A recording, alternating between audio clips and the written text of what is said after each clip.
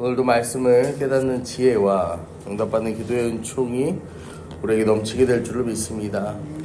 오늘은 12월 특별 새벽 기도의 두 번째 날입니다. 우리가 지난 시간 이 제자는 자기가 따르는 그 대상이 무엇인지 정확하게 알고 또 따라야 한다라고 말씀을 드렸어요. 그래서 어제는 우리가 따르는 대상이 예수님이 되시고 그 예수님이 어떤 분이신지에 대해서 소개했습니다. 오늘은 제자가 가야 할 그 길에 대해서, 이 제자도에 대해서 또 짧게 말씀을 나누고자 합니다. 오늘 본문은 굉장히 유명한 말씀이에요. 좁은 문으로 들어가라. 이 좁은 문이라는 표현은요, 주변에 장애물이 둘러싸여져 있어서 협소하고 옹색한 것을 의미하는 거예요. 그러니까 뭐 장애물이 있고 돌덩어리, 잡초, 가시덤불 이런 것들이 있는 게 좁은 문으로 들어가는 길이다라는 거죠.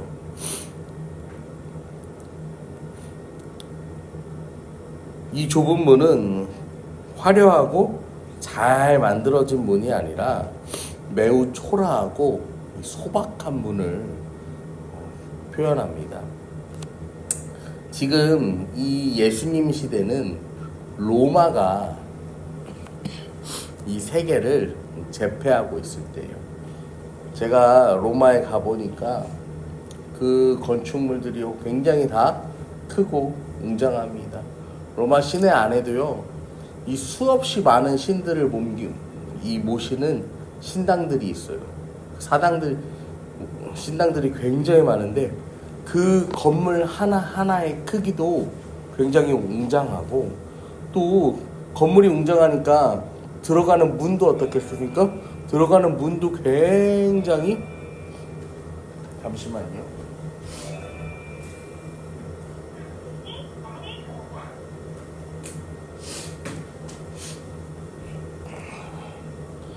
아무도 없는 교회를 이 시크릿 주주가 밤새도록 지켰나 본데,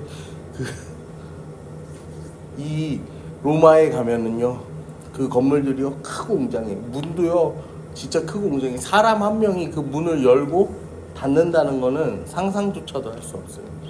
그러니까 예수님 시대에 그 지역도요 어땠을까요?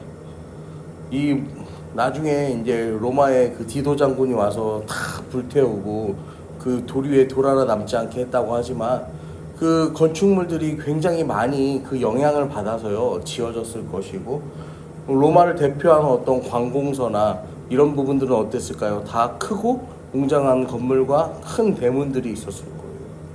그런 것들을 보면서요, 저런 넓고 영광스러운 문으로 다니는 것이 얼마나 기분 좋은 일인지 제자들도 알고 있었을 것이고, 그 따르는 무리들도 알고 있었을 거예요.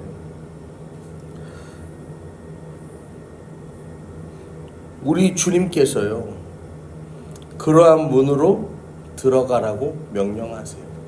이 문은 바로 우리 예수님을 가리키는 거죠. 이사야는 이 예수님에 대해서 이렇게 이야기하죠. 고운 모양도 없고 풍채도 없은지 우리가 보기에 흠모할 만한 아름다운 것이 없도다. 주님의 외모에 대해서 묘사하는 거죠. 우리가 뭐 정확하고 자세하게는 알 수 없지만, 이 예수님이 선풍적인 인기를 끄는 데 비해서 그 사회 지도층들이 이 쉽사리 예수님에게 이 마음을 열지 못했던 주요한 이유 중에 하나가 그들이 가진 기득권을 놓칠 수 있기 때문일 수도 있겠지만, 또 다르게 생각해 보면 예수님이 그렇게 외적으로 끌리는 이 외모가 아니셨을 수도 있어요. 그냥 생각일 뿐인데, 예수님이 인간으로 오시잖아요. 하나님이신 예수님이 연약한 인간의 육체를 입고 이 땅 가운데 오세요. 그래서 그분은 이 모든 것이 크고 화려한 세상 가운데에서 협착하고 힘들고 들어가기 힘든 그 문을 선택하라고 말씀하십니다. 우리가 예수님께서 하신 비유 중에요, 4가지 비유가 있는, 그 씨 뿌리는 자의 비유가 있는데요. 길가밭, 돌밭, 가시밭, 그리고 옥토밭이 있어요. 좁은 문으로 들어가려면요, 먼저요, 이 길가밭 같은 우리의 마음을 기경해야 돼요. 길가는요, 이 씨가요, 들어갈 틈이 없어. 그러니까 여기선 뭐 해야 되냐면요, 우리의 완고한 마음들이 있어요. 우리의 자존심이 있어. 그래서요, 말씀이요 찌르고 들어오면요, 내 완고함과 자존심이 이 말씀을 다 어떻게 합니까? 튕겨내는 거죠. 먼저 우리의 마음을, 완악한 마음을요, 돌 같은 마음을요, 부드럽게 만드시는 그 하나님의 은혜가 우리에게 필요해요. 그리고 그 이후에는 돌같이 단단한 우리의 죄악도 깨트릴 수 있어야 합니다. 그리고 좁은 문으로 들어가는 것, 이 가시, 세상의 염려와 환난과 모든 미련을 걷어내야 되는 거죠. 그렇게 해야 옥토밭으로, 완고함을 넘어서, 장애물을 넘어서 그 주님의 문으로 들어갈 때 영생의 열매를 맺는 그 옥토를 우리가 맺게, 만나게 될 것입니다. 사랑하는 성도 여러분, 우리 예수님께서 말씀하시는 그 주님의 길은 좁고 협착하여 찾는 자가 적다라고 말씀하세요. 가까스로요, 좁은 문을요 통과하는 거야. 진짜 힘들게 그 좁은 문을 통과했어요. 이제 막 신앙에 여러 난관들이 있잖아요. 이것들을 막 헤치고 나아가서 내가 이제 예수 믿는다 뭐 이러면서요, 딱 이제 출발선에 딱 섰어. 그러면은 예수 믿는 출발선에 서면요, 그 앞이요 빵빵빵 뚫려 있는 길이어야만 될 것 같은데요, 그 생명으로 인도하는 문은 좁고 길이 협착하여 찾는 자가 적다라고. 제자가 가야 할 길은요, 그 길이 좁고 문은 좁고 길은 협착하고 찾는 자도 적은 길이다 라는 거예요. 그러니까 예수님의 제자가 걸어갈 길은요, 남들이 다 가고 싶어하는 그 길이 아니라 남들이 다 가기를 꺼려하는 그 길을 걸어가야 한다라는 거예요. 이게요, 그 협착하다라는 표현이요, 이 헬라어로요, 과거 분사 완료 수동형이에요. 이게 뭐냐면요, 매우 붐비고 사람이 많은데 고통스럽고 옹색하고 환난을 당하고 괴롭고 귀찮다라는 뜻이에요. 그러니까 아무튼 안 좋은 거는 다 갖다 붙인 길이 이 제자가 걸어가야 할 길이다라는 거예요. 그런데 문제는 이게 수동형이잖아요. 그러니까 수동으로 당하게 된다는 거예요. 이렇게 힘든 길을 원하지 않는데 그 힘듦과 고통을요, 환난을요, 수동적으로 당하게 된다라는 거예요. 수많은 사람들이요, 예수님을 찾아와서요, 천국을 소망하고, 수많은 사람들이 교회에 와서요, 구원을 받고자 했지만, 그 길을 끝까지 예수님과 함께 걸어서 통과한 자들이요, 적습니다.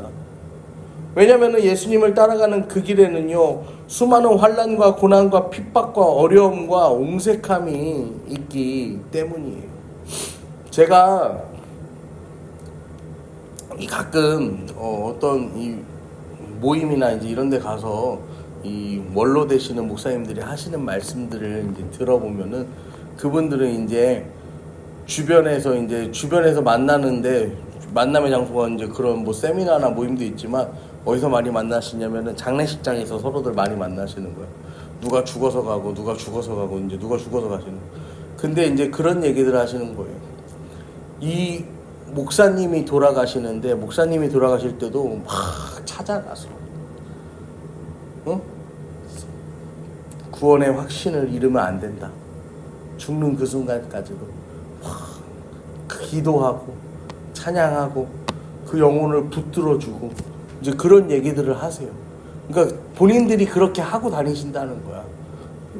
우리 누가 뭐 저기를 이제 위독하다 그러면 이제 그렇게 가셔서 아는 지인들을 찾아가셔서 막 그렇게 하신다는 거야. 제가 그 얘기를 들으면서 정말로 한평생을 그렇게 좁은 문 좁은 길을 따라서 사셨는데 마지막 가는 그 순간까지도 그 길을 걸어간다는 게 정말 쉽지 않은 일이구나. 주변에서 저렇게 붙들어주지 않으면 안 되는구나. 그래서 그때 깨달은 게 뭐냐면요, 우리가 가야 할 길이 좁은 문 좁은 길인데 그 좁은 문 좁은 길은요 결코 나 혼자 걸어간다는 게 아니라는 거예요. 함께 걷는 이들이 있다라는 거예요. 믿음의 동역자가 있고요, 또 가족이 있고요, 또 우리 주님께서 우리와 함께 걷고 계시다라는 것입니다. 사랑하는 성도 여러분, 그렇다면요, 이 좁은 문에 반대되는 넓은 문은 어떤 문일까요? 이 넓다라는 것은요, 헬라어로요, 웅대하다, 광대하다, 편하다라는 뜻이에요. 당시에는요, 예수님 당시에는 헤롯이요 성전만 지어준 게 아닙니다. 로마식의 이 넓은 도로도 지어주고요, 그 다음에 이 로마로부터 시작되는 이 스포츠 경기, 이것들을 관람할 수 있는 스포츠 경기장, 이런 놀이시설들도 굉장히 많이 지어졌어요. 그래서 나중에 보면은 바울의 서신서에서도 보면은 이 할례 받은 것을 부끄럽게 여겨서 다시 재수술하는 사람들이 있다고 했잖아요. 그게 왜 그러냐면은 이 스포츠 경기장에는요, 당시에는 남자만 들어갈 수 있었는데 이 옷을 입고 들어가지 않습니다. 나체로 들어갑니다. 그러니까 할례 받은 자와 할례 받지 않은 자가 차이가 나는 거죠. 그러니까 그래서 그것을 할례 받은 것을 부끄럽게 여겨서 재수술 받는 사람이 있을 정도로 로마의 그 문화가요, 이 굉장히 많이 이 침투해 있었던 것을 우리가 알 수가 있는데요. 여러분, 그 로마 제국의 문화를 찾는 자들이 많이 있어요. 굉장히 찬란해요. 하지만 그 끝은 어디로 간다는 거예요? 멸망으로 가게 된다라는 것이죠. 여러분,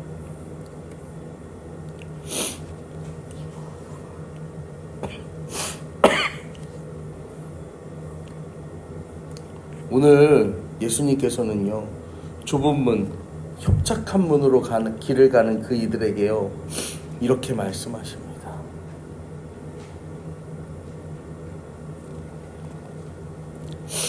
완고함과 죄악의 돌덩어리를 깨고 세상의 모든 염려와 환난을 뛰어넘어서 그 옥토밭으로 나아가라.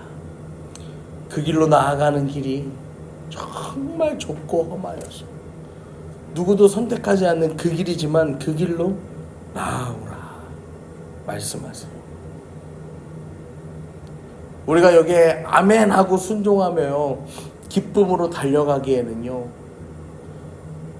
쉽지 않아요. 결단도 쉽지 않고 한 걸음 한 걸음 내딛는 것도 쉽지 않아요. 여러분, 그래서 사도 바울도 고린도전서에서요 이렇게 표현합니다. 내가 내 몸을 쳐서 복종하게 하고. 이 표현이 무슨 표현이냐면요, 이 복종이라는 표현이요,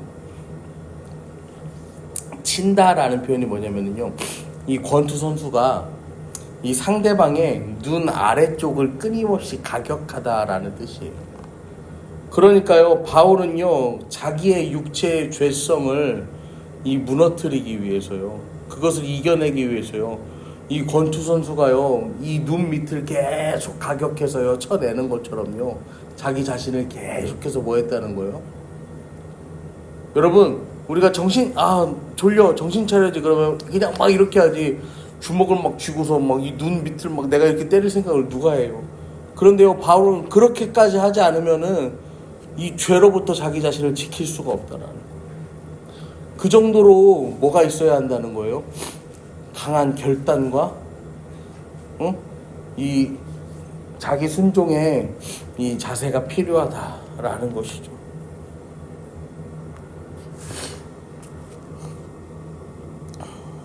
우리가 어떻게 이 욕망을 쳐서 그리스도에게 복종케 할까? 이 주님의 말씀과 거룩한 영의 도우심, 그리고 하나님의 성품을 닮아가는 발버둥, 좁은 문, 좁은 길로 가는 거죠. 사랑하는 성도 여러분, 제자가 가야 할 길, 좁은 문과 좁은 길은요, 이 세상에서는요, 이 세상에서 보면 악전고투예요. 제가 이 말씀을 묵상하면서 신앙생활이